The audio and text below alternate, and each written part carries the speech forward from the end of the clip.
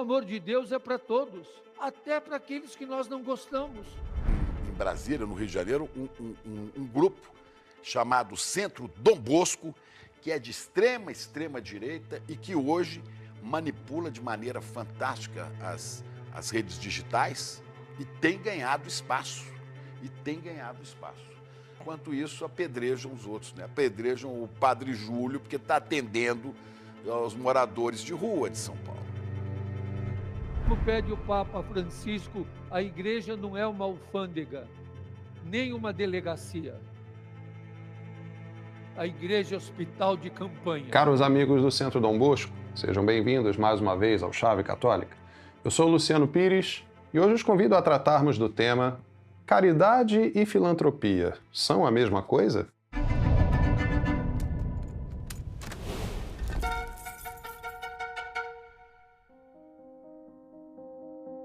Começamos este episódio lançando a você, prezado espectador, a seguinte pergunta: qual tipo de morte convém mais ao cristão? Uma morte anunciada, miserável e sofrida, mas na graça de Deus? Ou uma morte repentina, confortável e indolor, mas em pecado mortal? Contrariamente ao espírito moderno e sua tola aversão à morte, a doutrina de sempre da Santa Igreja nos ensina que o católico deve examinar-se e meditar diariamente sobre a morte, de modo a estar sempre pronto ao encontro com o nosso Senhor Jesus Cristo em seu juízo particular. A suma importância dessa orientação está refletida numa das rogações da antiga ladainha de Todos os Santos, bem como ao fim da oração Ave Maria: da morte repentina e imprevista, livrai-nos, Senhor. Santa Maria, Mãe de Deus, rogai por nós, pecadores, agora e na hora da nossa morte. Ora, mas se o espírito do nosso tempo, avesso a todo tipo de sofrimento, nos faz desejar uma morte breve e indolor, por que devemos pedir em oração que sejamos livres da morte repentina? E ainda, por que devemos pedir a Nossa Senhora que interceda por nós na hora da morte? Fato é que, se assim o fazemos, é porque cremos na revelação de que é na morte que recebemos a sentença divina de nossa alma, isto é, de que é no momento da separação entre a alma e o corpo que seremos julgados quanto ao tipo de eternidade que nos aguarda após a vida terrena, se as alegrias indizíveis na glória eterna do céu ou se os tormentos sem fim no inferno. O católico bem instruído sabe, portanto, que a surpresa de uma morte repentina pode ser uma grande desgraça. O sonho que muitos acalentam de morrer dormindo, por exemplo, sem qualquer sofrimento sensível, pode significar a condenação eterna de uma alma que se fez inimiga de Deus pela falta do arrependimento e da absolvição de seus pecados mortais não confessados, uma vez que tal morte não nos permite o tempo necessário à reconciliação sacramental com Deus. Ao contrário, para o espanto do supersticioso espírito moderno, a consciência de que o momento provável da morte se aproxima é uma grande graça e deve ser recebido como um gesto da misericórdia divina pela possibilidade de restabelecermos em nós o verdadeiro amor a Deus mediante a preparação sacramental para uma boa morte. E ainda que mais calafrios abalem aquele mesmo espírito moderno, enfraquecido pelas ilusões de felicidade neste mundo, devemos acrescentar que o eventual sofrimento associado à morte também deve ser recebido como misericórdia de Deus. Se oferecida a Cristo como participação em seus tormentos na cruz, a penitência passiva de uma morte marcada pelo sofrimento se converte em oportunidade de santificação. Logo, retomando a pergunta que lançamos a você que nos assiste, claro está que ao cristão convém antes a morte anunciada e sofrida, mas em estado de graça, do que a morte rápida e indolor, porém no pecado. Nosso objetivo com esta breve exposição inicial é apresentar os parâmetros pelos quais o homem deve se guiar no que diz respeito ao que mais importa, que é a salvação e a vida eterna da alma. Portanto, não há bem maior a se desejar ao próximo que a sua salvação eterna, de tal modo que, como veremos, qualquer auxílio material ou psicológico que o desvie dessa finalidade, apesar dos confortos momentâneos que possa proporcionar, não manifesta a verdadeira caridade e melhor seria até que não ocorresse. É nosso Senhor mesmo quem nos exorta no Evangelho: se alguém quer vir após mim, renegue-se a si mesmo, tome cada dia a sua cruz e siga-me. Porque quem quiser salvar a sua vida, irá perdê-la, mas quem sacrificar a sua vida por amor de mim, irá salvá-la. Pois que aproveita o homem ganhar o mundo inteiro, se vem a perder-se a si mesmo e se causa sua própria ruína? Notemos que Cristo aponta como caminho da salvação o abandono de si mesmo em favor de Deus e o acolhimento das privações desta vida com resignação? O mesmo se pode notar na repreensão de Jesus a Judas Iscariotes, seu futuro traidor, quando de sua visita a Lázaro e suas irmãs, Marta e Maria, em Betânia. Tomando Maria uma libra de bálsamo de nardo puro, de grande preço, ungiu os pés de Jesus e enxugou-os com seus cabelos. A casa encheu-se de perfume do bálsamo. Mas Judas Iscariotes, um dos seus discípulos, aquele que o havia de trair, disse: Por que não se vendeu este bálsamo por 300 denários e não se deu aos pobres? Dizia isso não porque ele se interessasse pelos pobres, mas porque era ladrão e, tendo a bolsa, furtava o que nela lançavam. Jesus disse: Deixai-a, ela guardou este perfume para o dia da minha sepultura, pois sempre tereis convosco os pobres, mas a mim nem sempre me tereis. Ao contrário do que sugere a teologia da libertação em sua materialista opção preferencial pelos pobres, nosso Senhor expõe que, em primeiro lugar, é seu santo nome que deve ser honrado e servido. Santo Afonso de Ligório, em suas Meditações para todos os dias do ano, editadas pelo Centro Dom Bosco, ensina-nos que mesmo as ações boas em si mesmas, quando feitas para conquistar louvores humanos, para satisfazer ao amor próprio ou por qualquer motivo humano, são como que postas num saco furado. Ao contrário, a pureza de intenção torna preciosas as ações mais insignificantes, pois toda obra feita para Deus é verdadeiro ato de amor divino. Santo Afonso nos ensina ainda que a pureza de intenção consiste em fazer todas as ações com o único intuito de agradar a Deus. Jesus Cristo disse: Se o teu olho for simples, todo o teu corpo será luminoso, mas se o teu olho for mau, todo o teu corpo estará em trevas. Segundo Santo Agostinho, o olho simples aqui significa a intenção pura de dar gosto a Deus. Já o olho tenebroso significa a intenção má, como quando fazemos algo por vaidade ou para a nossa própria satisfação. De onde se segue que, conforme seja a intenção boa ou má, a obra será também boa ou má aos olhos de Deus. Toda ação, por insignificante que seja, se é feita para o agrado de Deus, tem muito mais valor do que as obras grandiosas feitas sem reta intenção. Por exemplo, lemos no Evangelho de São Marcos que a viúva pobre depositou no cofre das oferendas do templo apenas 2 pequenas moedas, mas o Salvador disse a seu respeito: Esta viúva pobre deu mais do que todos os outros. Segundo São Cipriano, a doação da pobre viúva foi maior que a de todos os outros, porque suas moedas foram depositadas com a intenção pura de agradar a Deus. A intenção de adquirirmos uma glória mais alta no céu com nossas ações é boa, mas a intenção mais perfeita é a de agradar ao Senhor. É esta intenção que fere o coração de Deus de amor para conosco, pelo que São Paulo apóstolo nos diz em sua primeira carta aos Coríntios: Quer comais, quer bebais ou façais qualquer outra coisa, fazei tudo para a glória de Deus. Por isso nos recomenda o mesmo Santo Afonso de Ligório que desde o início da manhã dirijamos a Deus todas as ações do nosso dia, bem como que renovemos essa intenção ao menos no começo das ações mais importantes, como por exemplo a oração, a comunhão, a leitura espiritual, as atividades de trabalho, os estudos e o auxílio ao próximo. E aqui chegamos ao momento oportuno para a distinção fundamental entre caridade e filantropia, tantas vezes confundidas no entendimento e no uso popular, mas que de modo algum significam a mesma coisa.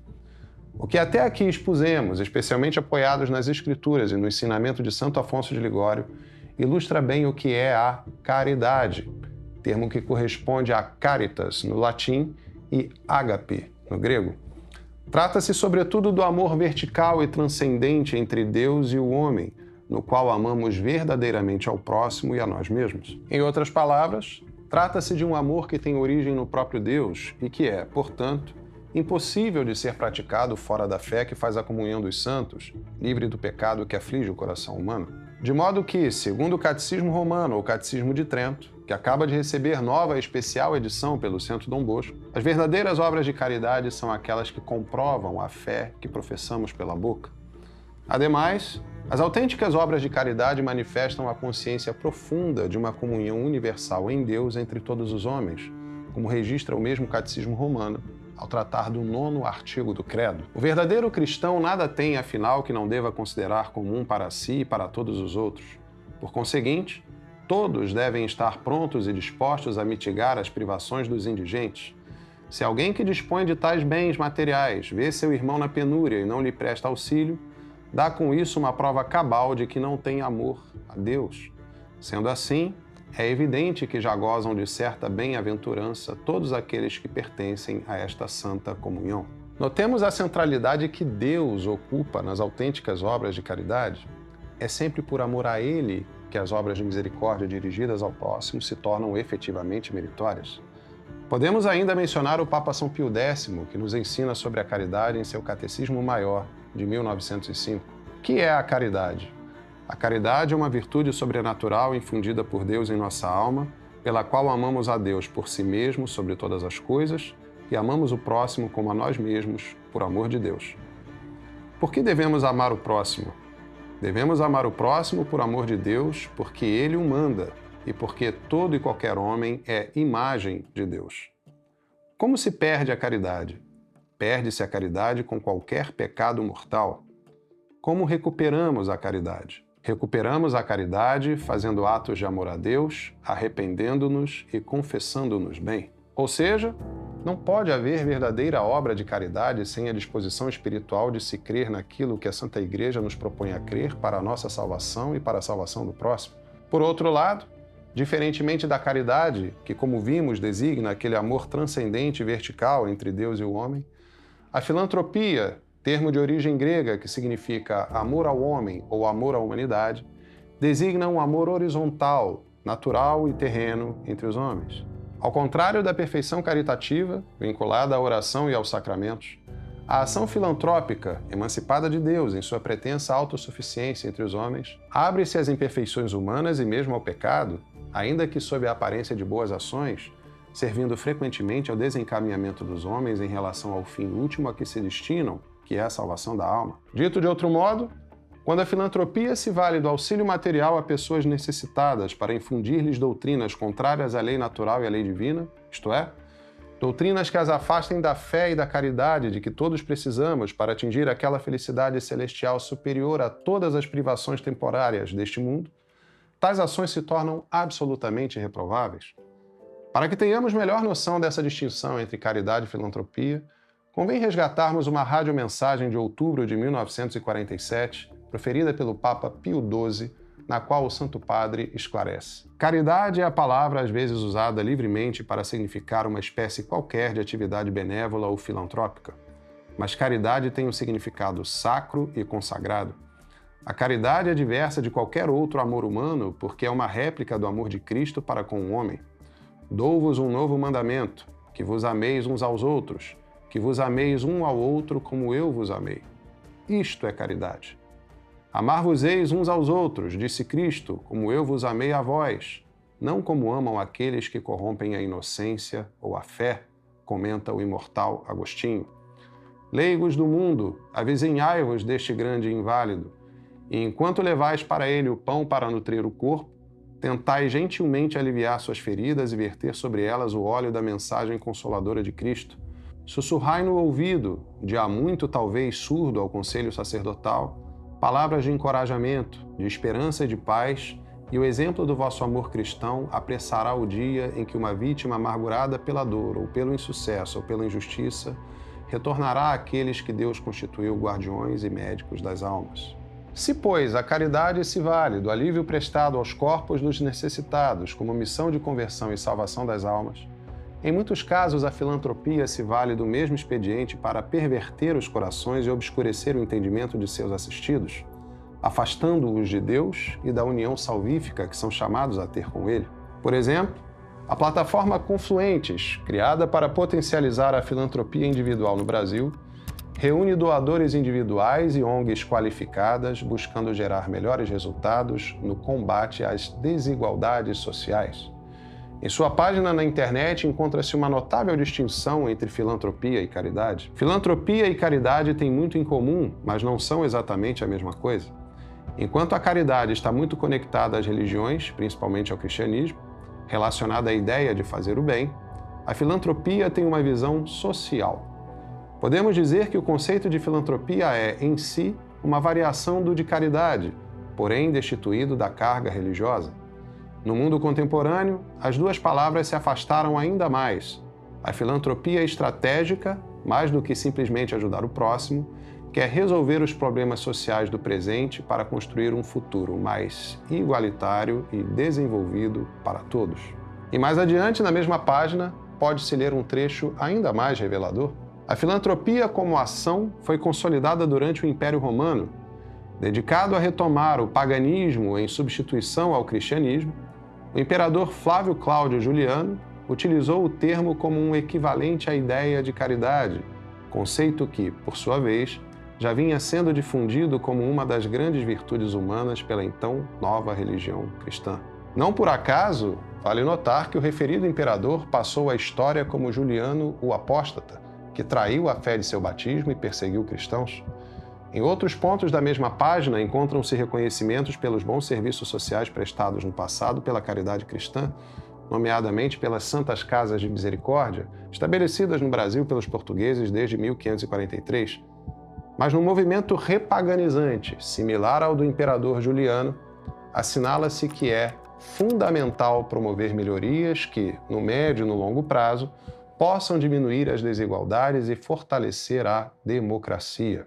Ora, não há dúvidas de que a democracia a que se refere a plataforma Confluentes é a democracia liberal ou moderna, laica e anticristã, igualitarista, fundada no falso dogma revolucionário de que todo poder emana do povo, e já tratada por nós em episódios anteriores do programa. Ocorre que um erro nos princípios, ainda que pequeno, acaba por alargar-se com o tempo em danos terríveis, de modo que abaixo da aparência altruísta de boas ações filantrópicas ocultam-se agendas profundamente anti-humanas e, portanto, antifilantrópicas e anticaritativas. Então, esta é uma visão do cristianismo, do evangelho, que é da compaixão, que é da solidariedade, não é? Que é de se colocar no lugar do outro e da misericórdia, né? Que é uma das características do Deus cristão fundamental, a misericórdia, a capacidade de acolher no coração o sofrimento do outro. O Chico ajudou a escancarar muita hipocrisia dessas pessoas, mas com todo respeito aos católicos progressistas que assistem a este programa, a opinião da CNBB sobre aborto me importa tanto quanto a opinião de Matheus e Cauã sobre física quântica. Não me importa nada. A separação entre igreja e Estado aconteceu lá atrás, na Constituição da República Brasileira. Acho que a igreja tem todo o direito de ser contra o aborto, de falar para quem é fiel da igreja católica que aborto é pecado. Acho que a igreja tem todo o direito de ser contra ou a favor do que quiser, e cada um vai na igreja se quiser também, a porta está aberta, entra quem quiser. Agora, eu acho que a igreja não deve pautar a política pública, em especial política pública que fala sobre direito à vida das mulheres, direito à saúde reprodutiva. Prova disso nos dá a lista de financiadores e curadores da plataforma Confluentes, em maior ou menor grau entusiastas da agenda dos alegados direitos sexuais e reprodutivos. Leia-se, organizações que promovem a imoralidade sexual e o aborto, no fim das contas, como Oak Foundation e Open Society Foundations. Ora, se é este o fim da linha que conduzem iniciativas como esta, claro está que a diminuição de desigualdades e o fortalecimento da democracia que pretendem realizar não são mais que pretextos para a sujeição do gênero humano à escravidão autoaniquiladora das próprias paixões, que converte o povo em massa de manobra e aparta os indivíduos dos desígnios de Deus, sumo bem e suma felicidade dos homens. Assim, retomando o questionamento com que abrimos este vídeo, ao católico deve ser claríssima a diferença entre caridade e filantropia, especialmente nos tempos atuais, em que, sob o bom mocismo da filantropia, emancipada da verdadeira religião, potencialmente esconde-se o fomento ao flagelo do genocídio intrauterino que ceifa mais de 40 milhões de vidas inocentes ao ano em todo o mundo, conforme demonstramos em vídeo nosso anterior. Prova do vigor demoníaco por trás de uma pauta de direitos tão flagrantemente anti-humana é a furiosa reação progressista frente ao projeto de lei que, felizmente, pretende equiparar penalmente a abominação do aborto ao homicídio. Infelizmente, não é difícil notar naquela reação que uma incontida sede de sangue pulsa sob corações corrompidos e espíritos obscurecidos por um estranho amor à humanidade irracionalmente fundado numa cultura de morte. Por que uma menina é obrigada a ter um filho de um cara que estuprou ela? Que monstro vai sair do ventre dessa menina? Então essa discussão é um pouco mais madura, não é banal como se faz hoje. Cuidemos, pois, de prestigiarmos não a filantropia do mundo, mas a caridade de Deus e sua igreja. Que nossas esmolas, ainda que modestas, sejam dadas sob a humildade do espírito evangélico, em que a mão esquerda não sabe o que faz a mão direita, isto é, sem buscar o reconhecimento do mundo por nossas boas ações, para que seus méritos aos olhos de Deus não escorram do saco furado de que nos falava Santo Afonso de Ligório. Mas, para além dos necessitados individuais que se nos apresentam todos os dias nas cidades, que tais esmolas encontrem instituições efetivamente caritativas, preferencialmente associadas a comunidades católicas tradicionais, nas quais vigore ainda o magistério de sempre da Santa Igreja, anterior à encíclica Fratelli Tutti, em que uma caridade puramente natural, uma espécie de filantropia vagamente cristã, alimenta a ilusão maçônica de que possa haver uma verdadeira fraternidade universal, sem qualquer referência a Cristo e sua Igreja. Enfim, rezemos pela conversão, pela santificação e pelo aumento do nosso clero, na intenção de que a tradição católica volte a orientar maciçamente nossos legítimos pastores. Gostou deste vídeo? Então curta, comente e compartilhe. Peço também que reze por nós. E se deseja contribuir para mais iniciativas como esta, acesse membros.centrodombosco.org e torne-se você também um membro patrocinador com qualquer valor mensal. Que Deus recompense imensamente a sua generosidade. Viva Cristo Rei!